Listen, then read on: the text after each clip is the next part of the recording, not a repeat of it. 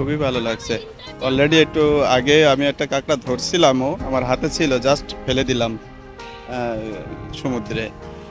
থাকলে হয়তো মনে হয় আরও বেটার হতো, কারণ আমি লাইভ দেখাতে পারতাম যে আসলে এই কাঁকড়া দেখার জন্যই কিন্তু আসলে গাড়ি থামিয়ে এইখানে আসছি, আমি ফ্যামিলি সহ আসছি ঢাকা থেকে।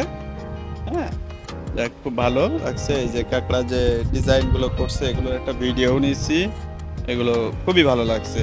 হ্যাঁ, হ্যাঁ, অবশ্যই শিওর। নাহলে এটা আকর্ষণ করে বলেই তো হয়তো দেখা যাচ্ছে ম্যাক্সিমাম মানুষই তো থাকে কলাতলি, আচ্ছা, লাইক ওইগুলো ওখানে যেখানে ভালো ভালো হোটেল আছে যেগুলো ওশান প্যারাডাইস, সাইমন্স, তারপরে লং বিচ, কক্স টুডে, এগুলো একটা থাকে। অথচ এই গাড়ি নিয়ে পার্সোনাল গাড়ি হোক কিংবা ওই যে কি বলে এই গাড়িগুলা যেগুলা এই গাড়িগুলোর নামগুলো কি, জিপ গাড়িগুলা, এগুলাতে করে এদিকে আসে এবং মাঝপথে এখানেই এই যে একটু আগে যেরকম হিমছড়িতে আমরা থামছিলাম, দেন আমাদের ডেস্টিনেশন ছিল, নেক্সট ডেস্টিনেশন ছিল কাঁকড়া বিচ।